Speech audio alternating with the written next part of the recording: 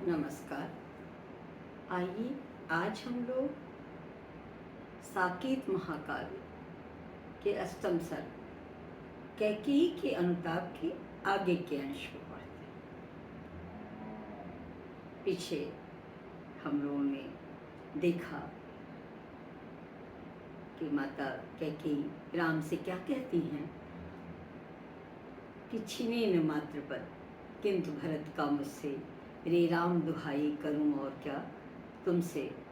तो राम कहते हैं कि 100 बार धन्य वह एक लाल की माई, जिस जननी ने है जना भरत सा भाई। पागल सी प्रभु के साथ सभा चिल्लाई, 100 बार धन्य वह एक लाल की माई।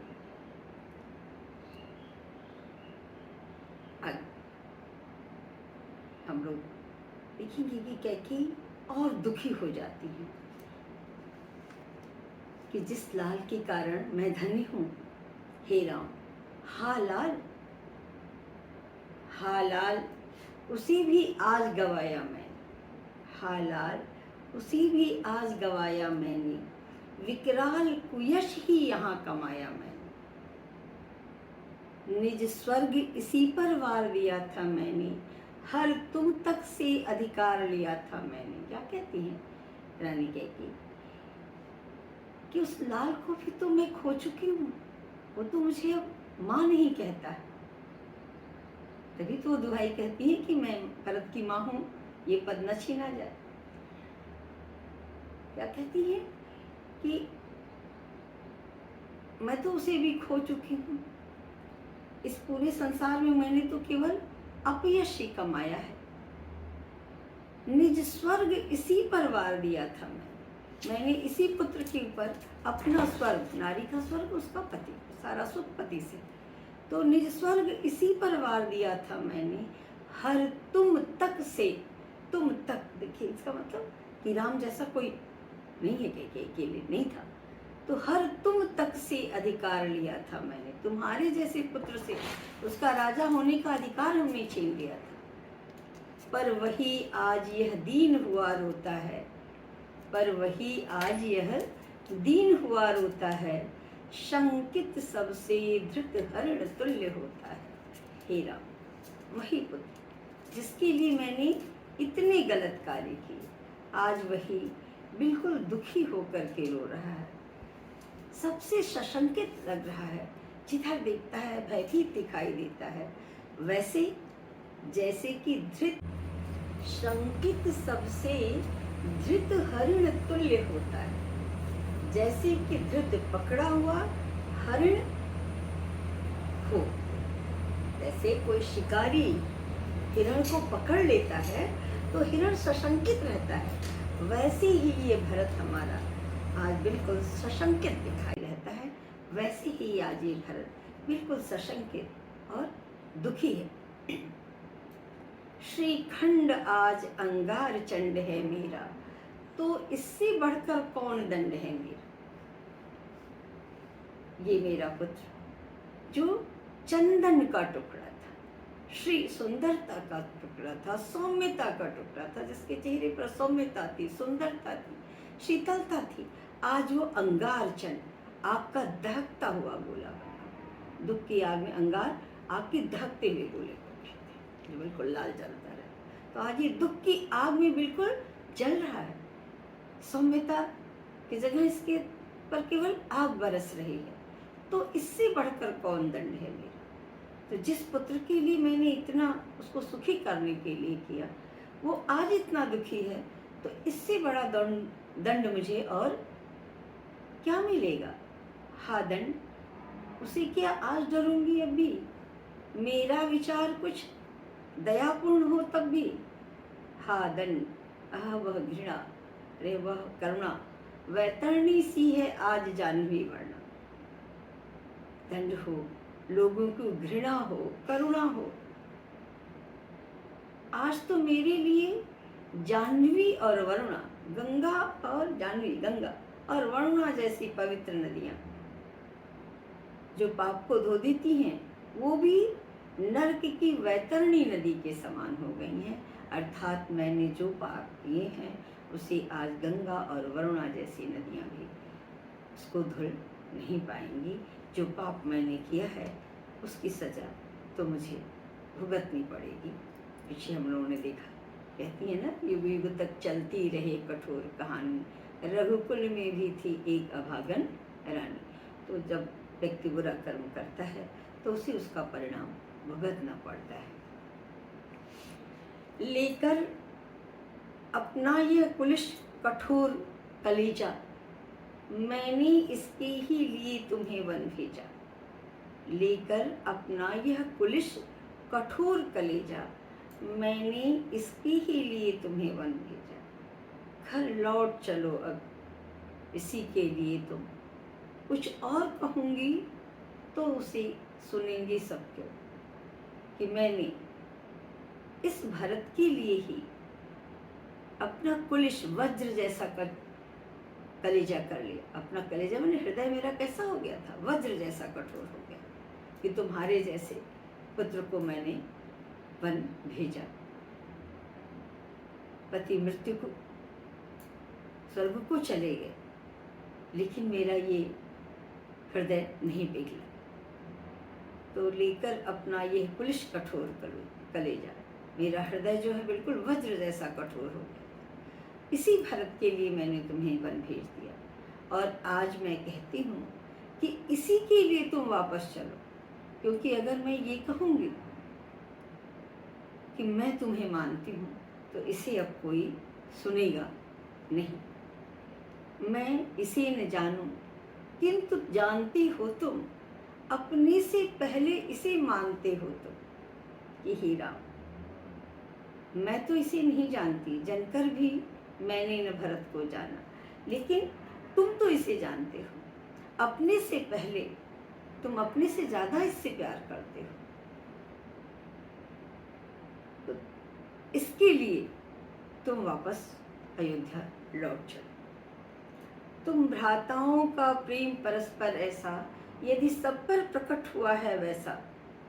तुम भ्राताओं का प्रेम परस्पर वैसा, यदि सब पर प्रकट हुआ है वैसा, तो पाप दोष भी पुण्य दोष है मेरा।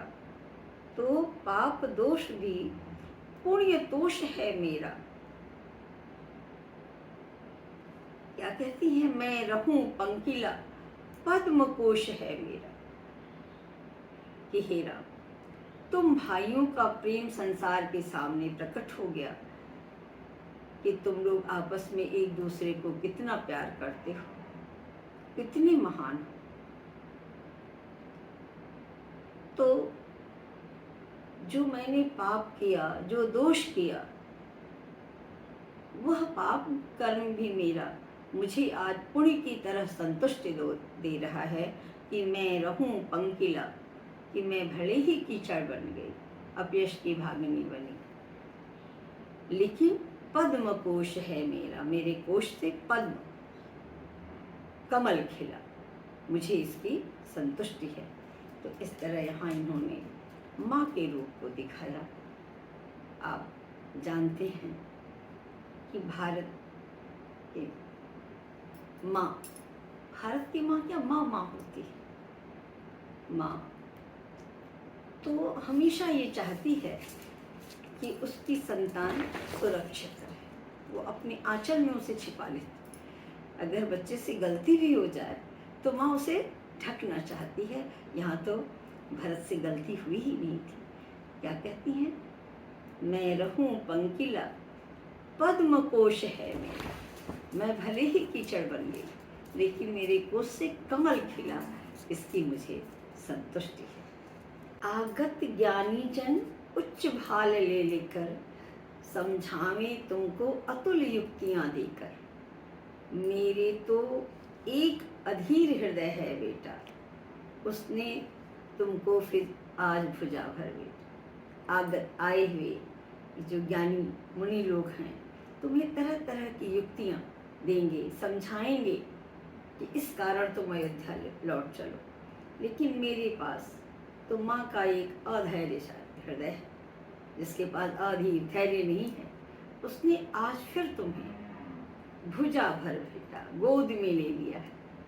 इसलिए मैं कहती हूँ कि हे राम, तुम वापस अपने भाई भरत के लिए पढ़ा ना, घर लौट चलो, इसी के लिए तुम। आगे देखिए, देवों की ही चिरकाल नहीं चलती है, दैत्यों की भी दुर्वृत्ति यहाँ पलती है। क्या कह रही है रानी कहती, देवताओं की ही हमेशा नहीं चलती, दैत्यों की भी दुर्वृत्ति, बुरे विचार पलते हैं। मानव मन है ना, यहाँ हमेशा देवतुल्य विचार, अच्छे विचार ही नहीं रहते, अच्छे बुरे दोनों विचार आते हैं, आते जाते रहते हैं। क्योंकि तुलसीदास जी ने भी लिखा है कि सगुण खीर अवगुण चलता था, मिलई रचई पर पंच विधाता। कि विधाता सगुण, अच्छे गुण और बुरे गुण को मिलाकर पूरी परपंच, पूरी सृष्टि की रचना करता है। हर पदार्थ में आप देखेंगे गुण और अवगुण है, मनुष्य के हृदय में भी गुण और अवगुण है, पूरी सृष्टि में ही दोनों को मिलाकर के ही रचना हुई। यही यहाँ गुप्त जी कहते हैं कि कह रही हैं कि देवों की ही चिरकाल नहीं चलती है, दैत्यों की भी दुर्वृत्ति यहाँ पलती है। हे राम, हमेशा देवताओं की ही नहीं चलती, दैत्यों के भी बुरे विचार चलते हैं। तो कभी कभी अच्छे विचार आते हैं, कभी वो दैत्य जैसे विचार, मनुष्य के मन में ही देव और दैत्य दोनों में वो बुरे विचार आए और मुझसे गलत कार्य हो गए। हंस दिए देव कैकेयी कथन को सुनकर, रो पड़े दैत्य क्षुब्ध सिर धुनकर। देवता हंसने लगे और दैत्य सिर धुनने लगे। छल किया भाग्य ने मुझे अयश देने का। क्या कहती है रानी कैकेयी कि भाग्य ने अपयश देने के लिए मेरे साथ छल किया, अर्थात मेरे अंदर बुरे विचार आए, मैंने बुरे कर्म कर दिए, मुझे अपयश मिला। बल दिया उसी ने भूल मान लेने का, आज उसी ने मुझे ये ताकत दी है, ये शक्ति दी है कि मैं सबके सामने अपनी गलती को स्वीकार करूं। कि इंसान से गलती होती है लेकिन वो स्वीकार तो नहीं करता है। लेकिन रानी कैकेयी पिछले भी में भी हम लोगों ने देखा कि क्या कहती है, क्या कर सकती थी मरी मंथरा दासी, मेरा ही मन रह सका न निज विश्वासी। मंथरा का दोष नहीं देती हैं, अपना दोष स्वीकार करती हैं कि मंथरा क्या कर सकती है, वो तो मरी बेचारी दासी थी।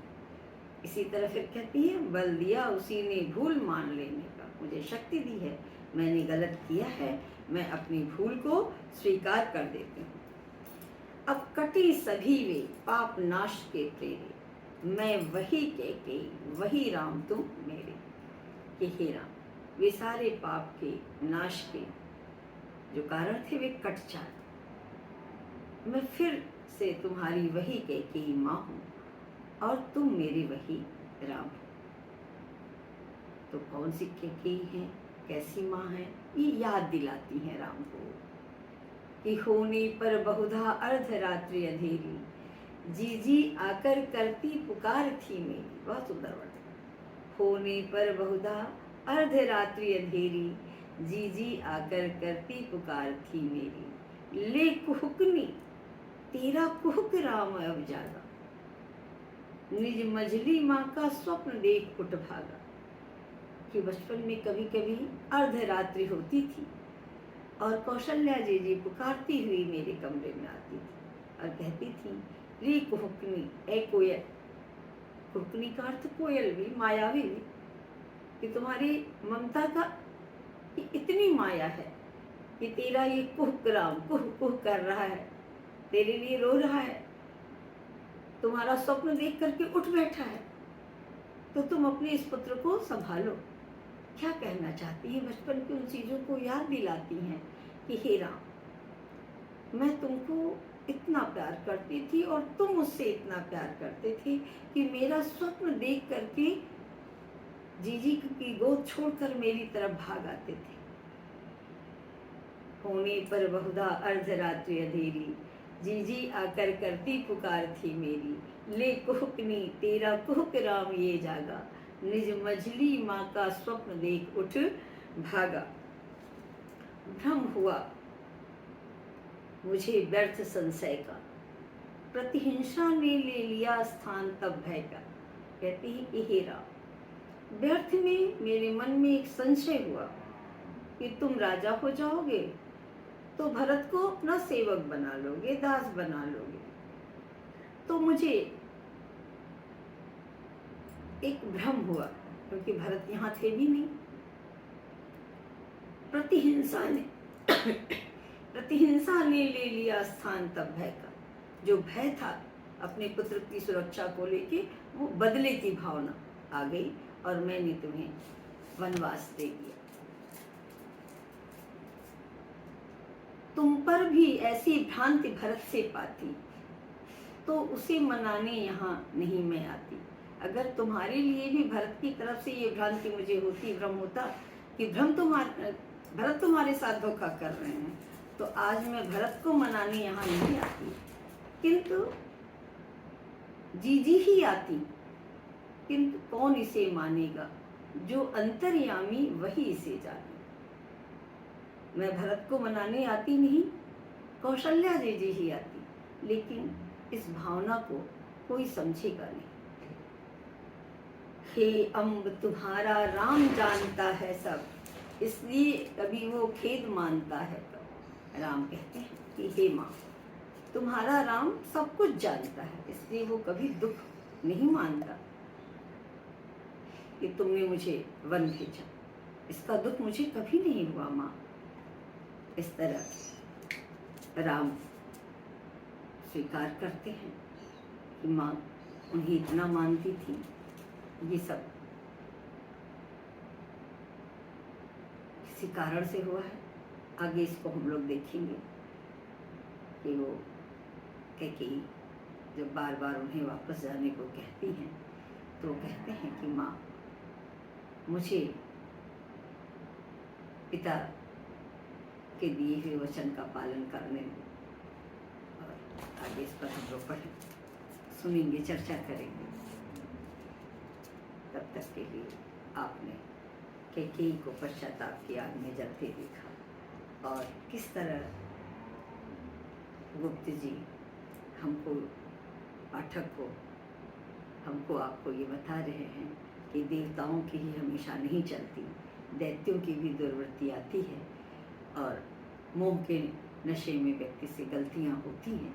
ऐसी ही गलती माता कैकेयी से हो गई थी। आपने मुझे सुना, इसके लिए बहुत बहुत धन्यवाद। आगे अगर आपको अच्छा लगता है तो आप अवश्य बताएं और आप मुझसे क्या सुनना चाहेंगे ये ज़रूर बताएं। मुझे सुनने के लिए नमस्कार।